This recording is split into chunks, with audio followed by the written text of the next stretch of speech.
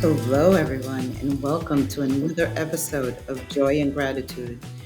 And today we are ready to deal with something that is just exploding due to the fact that every single day things are changing, and they're changing faster than sometimes our brain can handle. And I'm going to give it to Beth to clarify what I mean by that with our topic of today. Looking good. Like Yes. that color. Oh, thanks. Thank you, Neo. Thank you. Purple's one of my favorite. Bluey purple keeps me, feeling energized and excited. So, this is the topic, energizing, exciting, and maybe a little bit scary, which is just, we're going to talk about technology a little bit today and AI and machine learning. And how do we accept the ways in which technology is shifting and changing things in our lives? Like, how do we look at technology in a way where maybe there's some joy, maybe there's some excitement, right? Some people have a lot of that, but how do we also acknowledge that there's some fear and some uncertainty around technology? And I just thought, I feel like this is a conversation that's happening. It's a little muted, but it's starting to make it into sort of the general topics of our conversations. People sort of say, "Oh, are you using AI? Oh, what do you think about ChatGPT?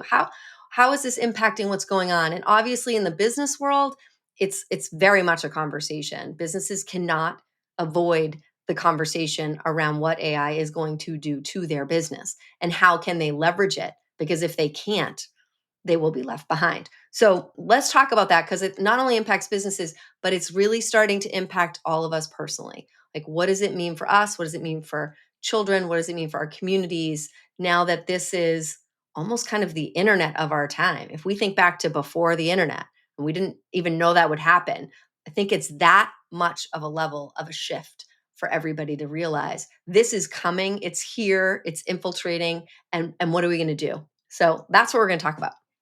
Yeah, it's funny.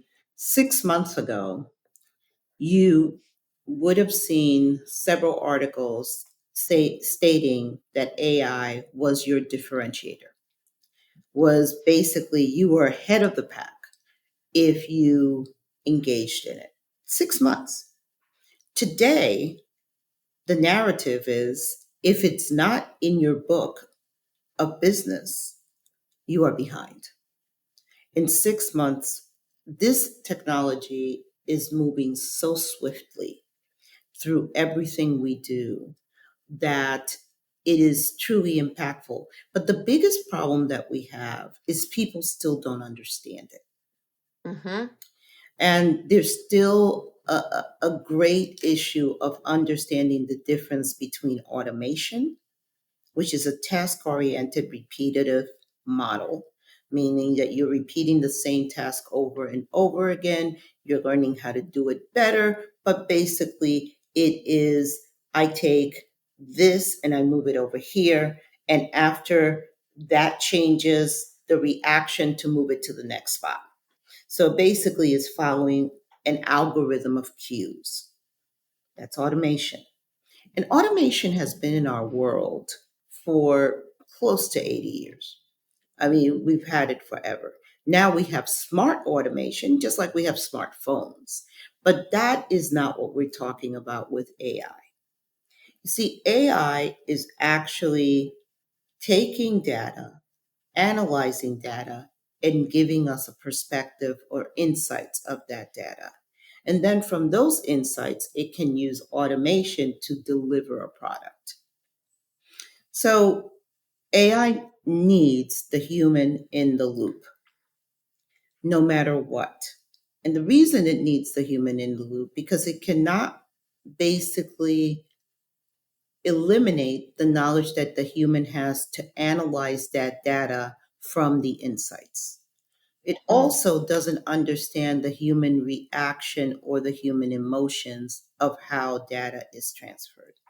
So in AI, we first started with the large language models and being able just to take these massive amounts of internal and external information and marrying it together to give us insights. Now we've transferred into what we call AI agents. And AI agents are doing specific work, kind of like an employee, but they are an enabler. They are not a replacement. The difference that we're dealing with is that we now need to shift how we work. It's not a Mm-hmm. replacement, it is a shift of knowledge and skills. The average college student does not will leave with a degree, but will not have enough skill set to really land a great job if they don't get some AI certifications. And the reason for it is because education is at least 5 years behind AI. And you will need to know how to use AI in order to be competent in your field of study. So, Yes. this change, this fast change, how do we deal with it? Well, guess what? We've done this before. This is the same thing that we did when we went into the industrial age, that all of a sudden, we had machines that started, stirring pots for us, the mixer. All of a sudden, we had the microwave. All of a sudden, we had, on and on and on. Um, in fact, yesterday I was watching a show on Xerox and how IBM passed on the technology, and Xerox was the one that ended up using it. And, we got duplication, copy machine because of it. So we have always been in a frenzy of change. Now, the embrace is important and different here. Mm. It's important and different because AI gives us, unlike these other things that was a machine external to us, AI gives the average person the ability to do their work faster, develop their thoughts faster, to do their research faster.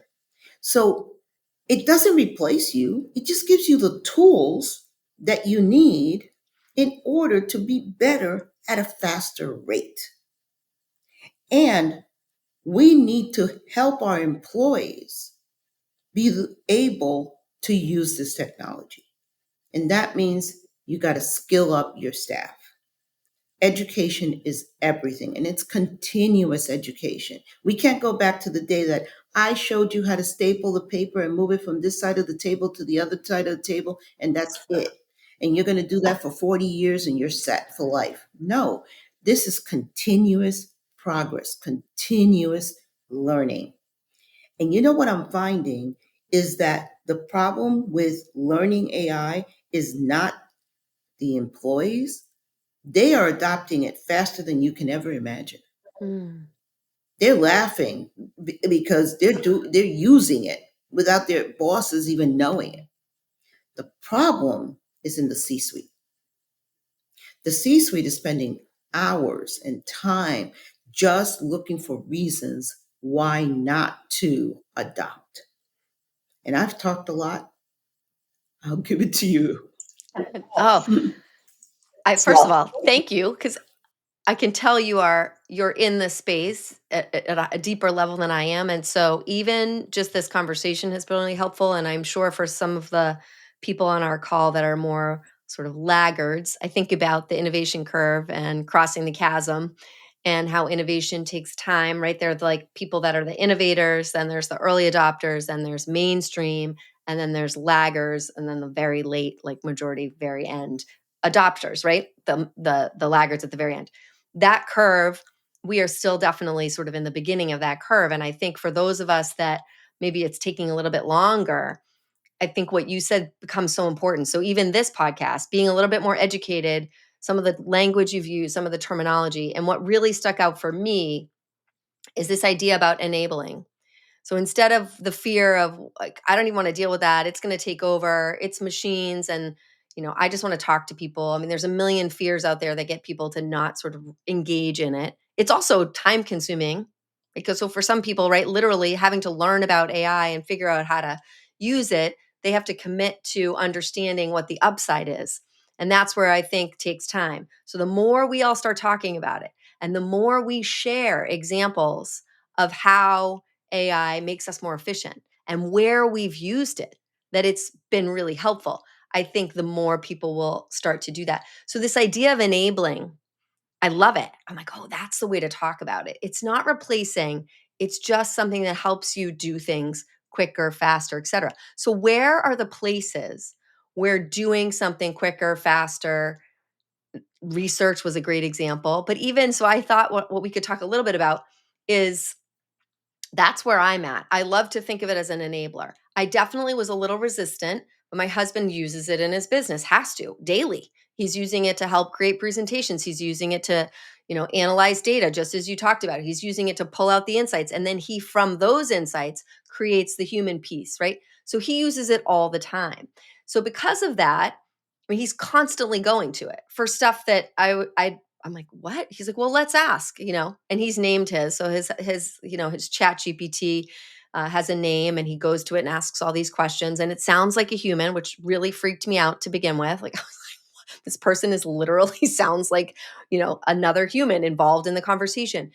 But my initial reaction, which was, oh my God, this sounds so weird, is like, hi, I can help you with that. What do you think? Asking all these sort of interest, because as you mentioned, agent, this enabler, if you think about it as somebody who enhances what you're doing, it can become fun. So I think for people that are hesitant, I will say, and I'll use myself as an example, definitely resistant, super hesitant.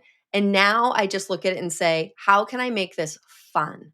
How can I make this playful so that I can see and gain the output that's really, there's so much upside to it. So we've done, hey, can we plan a trip? Let's plan a trip. And we're getting better at like, asking really obviously prompts really important. Most people know that. Like the real education is how to ask for what you need such that the results that you get are useful.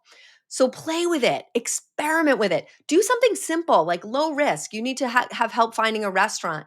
Like, the time you want to go, the kind of food you want to have with your friends, but you don't have to spend an hour trying to figure out the place to go. Like, ask them, they'll give you a list. And then from that list, you may still take a little time to go, you know what, I think I want this one. But man, it's going to save you time from starting at scratch. So I think there are really fun ways to see the results and be able to feel them.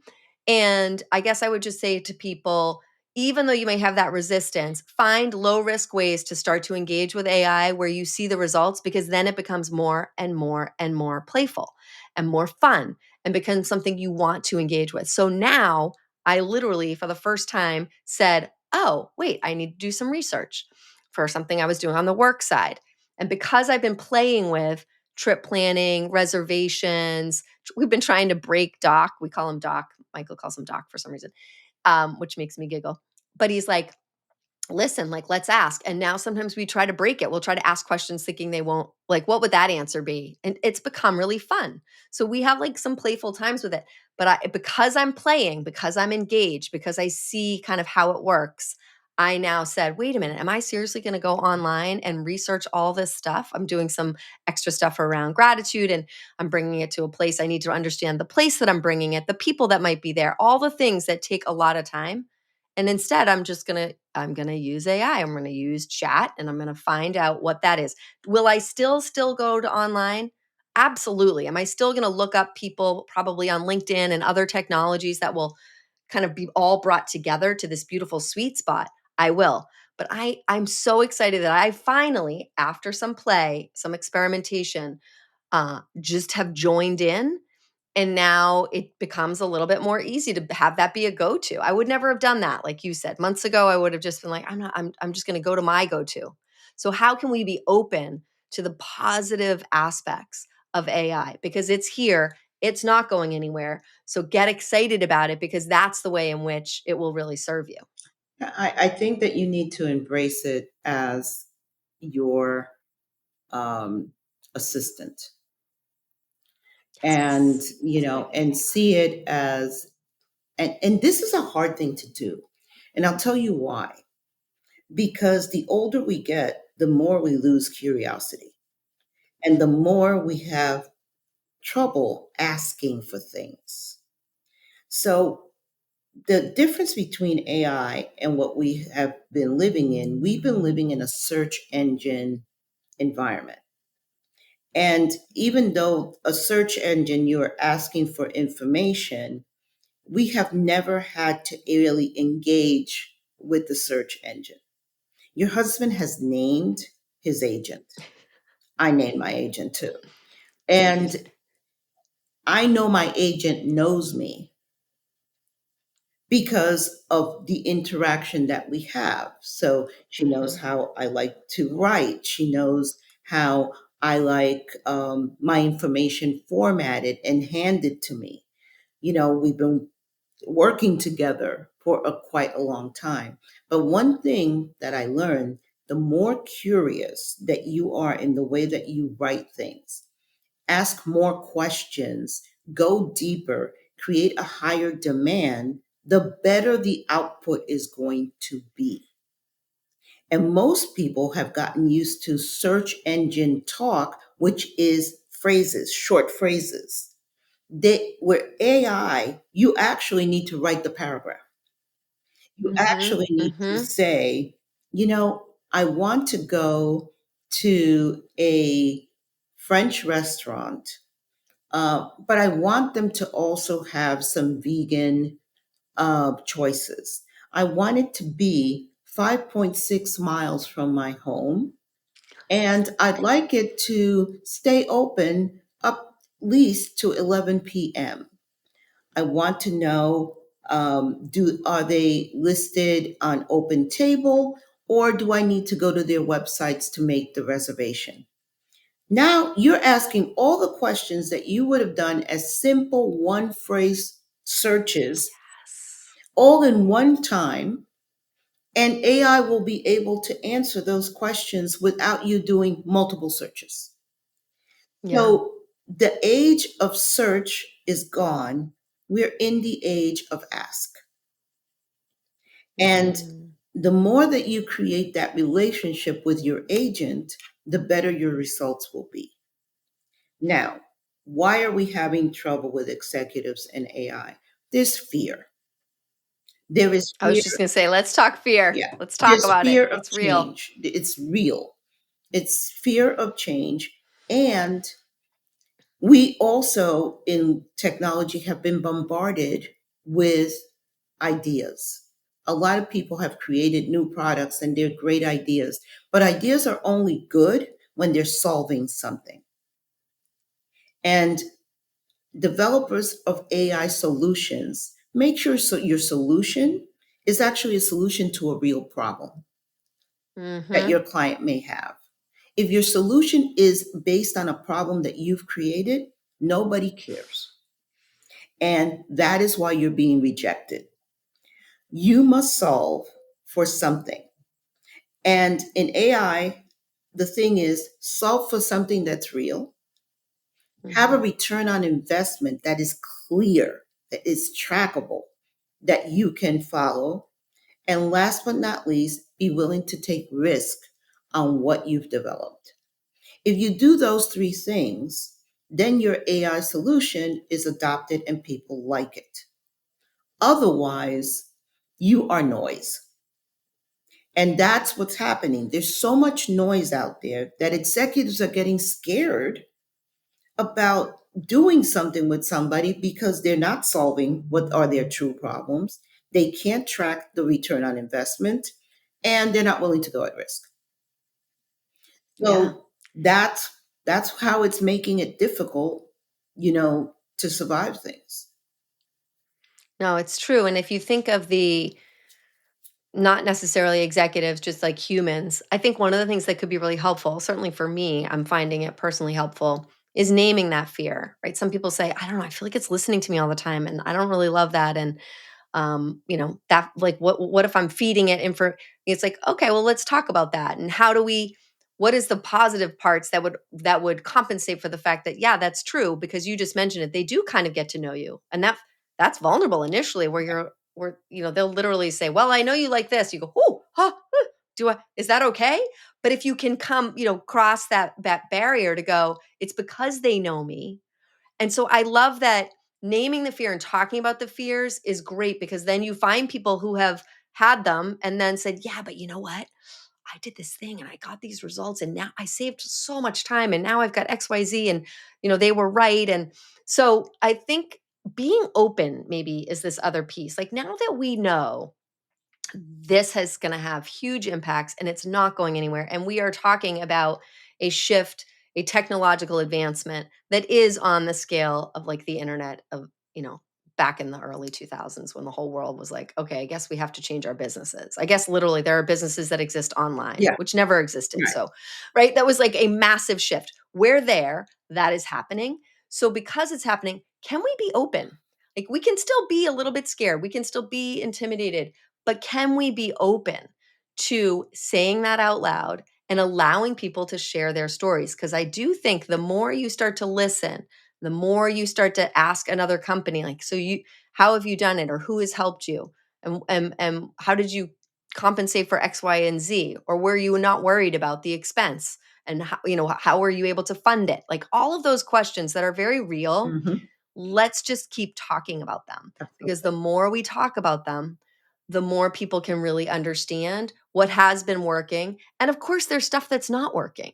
Like I said, Michael and I get a little joy out of trying to break Doc and ask questions that we think he will not be able to answer. I mean, and that's fun too. So I think it's okay that we know this is also still new. So like you mentioned in the beginning of this, it's a continuous process, right? This isn't one and done. We're not like, here's AI and you adopt and go.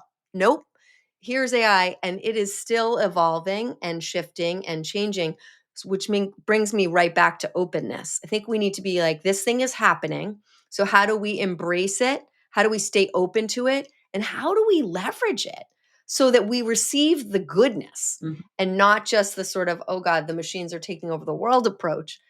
How do we say that's not going to happen? The human part's going to matter. And how do I start to actually let those two things bridge together in a world that's really positive, that can actually help us, like, and do really beautiful things for us? What if we had more of we talk about time and energy.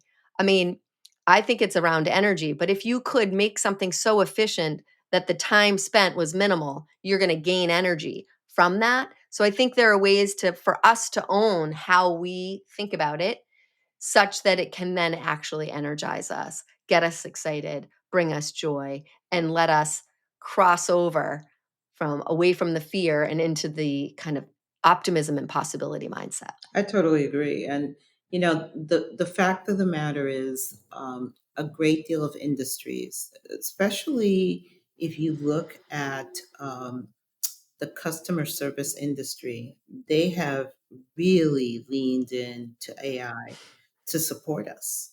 The airline Yes. industry, just the fact that AI, you're on the plane got delayed, and if you look at your phone and they just tell you immediately, we changed your flight, your connection. That's AI. That's AI anticipating, making the necessary change, handing you the information, and letting you make the decision if this is okay or not. Just intuitive, just very intuitive ways that now we're getting communication as a customer from different organizations that we're dealing with, whether we're getting it by text, whether we're getting it on email or by phone. Just the fact that the loop of waiting for Mm, information has been decreased and the quality of information has been increased. yes. That is the benefit. And, I used to be very weary of, just like you, of this AI thing knowing me so well. Now I welcome it so much because when I'm tired and I need to get a presentation done, I can work with this bot and literally get that presentation done in an hour as opposed to like I used to be up all night. Because Yes. I could say, make the graphics for this. Okay, this is my framework. This is where I want to stay. Clean up my language. Editing takes a lot of time. When you finish your Mm-hmm. presentation, you say to AI, make sure that all the font is the same. Make sure that you clean up the language so I don't sound like an idiot, which can happen. You know, um, and it happens like in nanoseconds. That is an hour and a half of editing that I would have spent. And Mm-hmm. because my AI agent knows me, that is done really quickly. So, what we're trying to say is we can't fight the change, but we can be part of the change.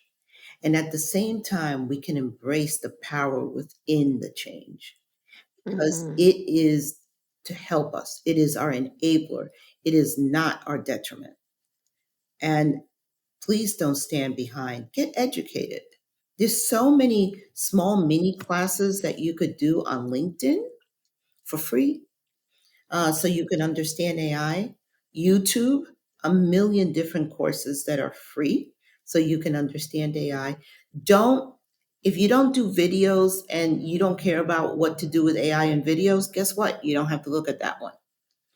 But if you want to know how to use it to facilitate how to do something, whether it's painting better or doing whatever it is that you want to do, planning that vacation so that you hit those special points that you want to go to.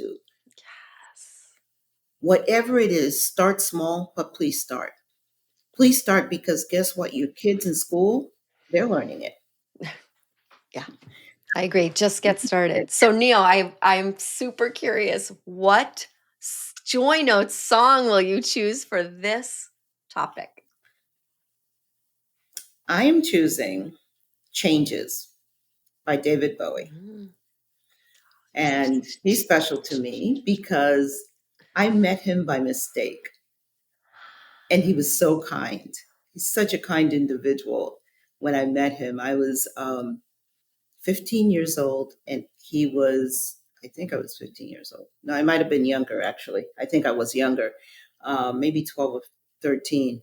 But anyway, I went to see The Elephant Man, and I was standing by the stage door, and nobody else was, and he was coming out. And he's like, "You want an autograph?" And I just looked up at him. I'm like, "Okay." And he just said, Wow. "Do you know who I am?" And I'm like, "Yes, I do. I'm just a little shocked." And he was so sweet. And he patted me on the head, which was,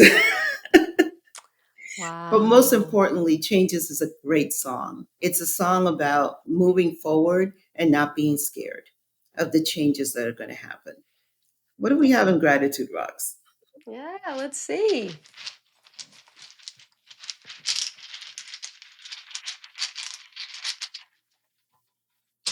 Okay. This cool Ooh, orangey that's pretty. crimson kind of color. And the word is strength. Poetic. And there it is. Get it. Yeah. And there I don't even need to say much. We need to be strong, and I love this idea of strong and open. Strong and open as we like move into this world. Be a part of it. I guess that's it. The strength is in choosing to be a part of it. Get educated, get started. That's what strong is for this one. Absolutely. So opt into the change with strength, joy, and gratitude. See you Mm. next time.